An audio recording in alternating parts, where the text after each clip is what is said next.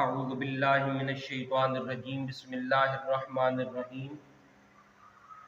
نحمدہ ونصلی ونسلم علی رسولہ الکریم وعلی آلہ واصحابہ اجمعین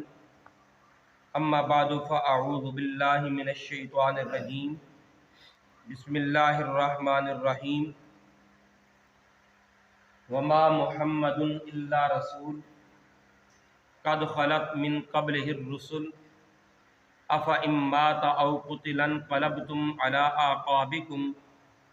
ومن ينقلب على عقبيه فلن يضر الله شيئا وسيجزي الله الشاكرين آمنت بالله صدق الله العظيم الصلاة والسلام عليك يا رسول الله وعلى آلك واصحابك يا سيدي یا حبیبی یا حبیب اللہ۔ حمد و صلات کے بعد محترم بزرگ و دوستو، اس آیت کریمہ میں اللہ رب العالمین ہمیں نصیحت فرما رہا ہے کہ ہر حال میں تم پر نبی پاک علیہ السلام کی پیروی لازم ہے۔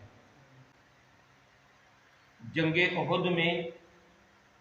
جب نبی پاک علیہ السلام کی شہادت کی جھوٹی خبر پھیلائی گئی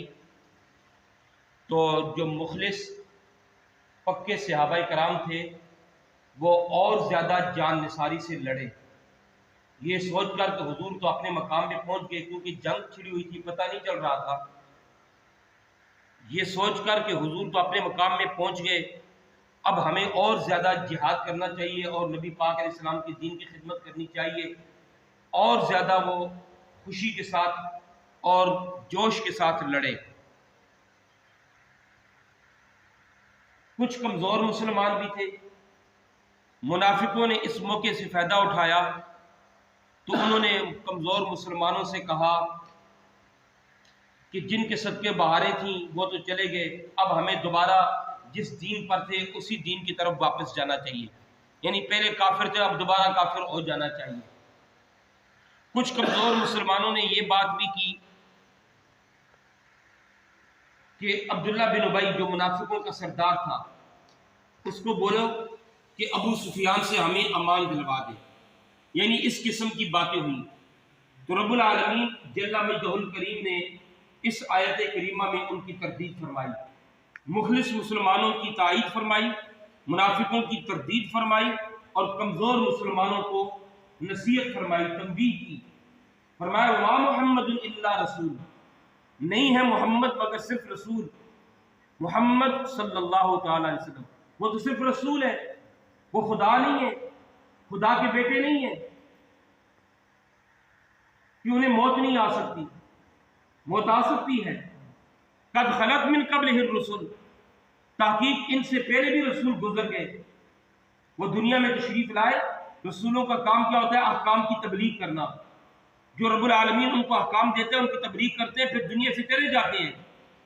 پہلے بھی رسول گزر چکے، ان کی امتیوں کو دیکھو، انہوں نے دین کی بڑی بڑی خدمت کی، تم تو نبی پاک کی امتی ہو، تمہیں تو اور زیادہ بہادری دلیری سے دین کی خدمت کرنی چاہیے۔ افإن مات او قتل انقلبتم علی اعقابکم، کیا اگر حضور وصال کر گئے یا شہید کر دیے گئے تو تم اپنی ایڑیوں کے بل واپس پلٹ جاؤ گے، یعنی دوبارہ کفر کی طرف چلے جاؤ گے، مرتد ہو جاؤ گے، اسلام سے پھر جاؤ گے، جہاد بند کر دو گے۔ وَمَن يَنْقَلِبْ عَلَىٰ عَقِبَيْهِ، اور جو اپنی ایڑیوں کے بل پلٹے، جو واپس پلٹ جائے، مرتد ہو جائے یا جہاد بند کر دے، تو سنو فَلَن يَضُرَّ اللَّهَ شَيْئًا، تو پھر بھی وہ اللہ کو کچھ بھی نقصان نہیں دے سکے گا۔ کیوں؟ اسلام کی حفاظت کرنے والی ذات اللہ کی ہے، اسلام پھر بھی پھلتا پھولتا رہے گا، اسلام پھر بھی قائم دائم رہے گا۔ فنا وہ ہو جائیں گے جو اسلام کو ختم کرنے کی کوشش کریں گے۔ دیکھو قریش مکہ نے اسلام کو ختم کرنے کی کوشش کی، خود ختم ہو گئے، خود فنا ہو گئے۔ اللہ رب العالمین نے غریب انصار کو اسلام کی خدمت کرنے کا موقع عطا فرما دیا، فرمایا اسلام کی خدمت کرو، وَسَيَجْزِي اللَّهُ الشَّاكِرِينَ، صبر و استقامت کا مظاہرہ کرو، ان قریب اللہ شاکرین کو بدلہ عطا فرمائے گا، تاکہ تمہارا نام بھی شاکرین کی فہرست میں آ جائے، تمہیں بھی دنیا آخرت میں ثواب ملے۔ وما محمد الا رسول، محمد تو صرف رسول ہے، خدا نہیں ہے، خدا کے بیٹے نہیں ہے کہ انہیں موت نہیں آ سکتی۔ ہاں رحمت للعالمین ہے، شفیع المذنبین ہے۔ اس آیت کی شان نزول میں علماء کرام نے جو صحابہ کرام کی بہادری کی باتیں بیان فرمائی کہ اللہ اکبر کبیرہ، کہ صحابہ کرام اس جان نثاری سے نبی پاک علیہ السلام کا تحفظ حفاظت کر رہے تھے کہ حضرت طلحہ بن عبید اللہ نے نبی پاک علیہ السلام کو گھیرا ہوا تھا، 70 زخم آپ کے جسم پر تیروں کے لگے، اور پورے جسم میں کوئی ایسی جگہ نہیں تھی کہ جہاں پہ تیر کا نشان نہ ہو۔ حضرت قتادہ بن نعمان کی آنکھ چلی گئی، بعد میں میرے آقا علیہ السلام نے ان کی آنکھ کا ڈھیلا باہر آ گیا تھا، میرے آقا علیہ السلام نے ان کی آنکھ پہ وہ ڈھیلا دوبارہ اندر رکھ کر اس آنکھ کو اوپر ہاتھ ملا، رب کائنات نے آپ کو شفا دی۔ صحابہ کرام حضرت انس بن نضر جن کا تذکرہ کل بھی میں نے کیا تھا، حضرت انس بن نضر جب انہوں نے شہادت کی خبر سنی تو پھر اس جان نثاری سے لڑے کہ جسم کے ٹکڑے ٹکڑے ہو گئے اور ان کی لاش پہچان میں نہیں آ رہی تھی، اور ان کی بہن نے انگلیوں کے پوروں سے اپنے بھائی کو پہچانا، اور یہ منافق بھی موجود تھے۔ تو اللہ رب العالمین نے ان کی سرزنش کے لیے اور مسلمانوں کو بھی تنبیہ کی کہ تم نے ان کی بات کو سنی۔ افإن ماتوا قتلا انقلبتم على اعقابكم، یعنی منافقوں نے کہا نا اب دوبارہ واپس دین کی طرف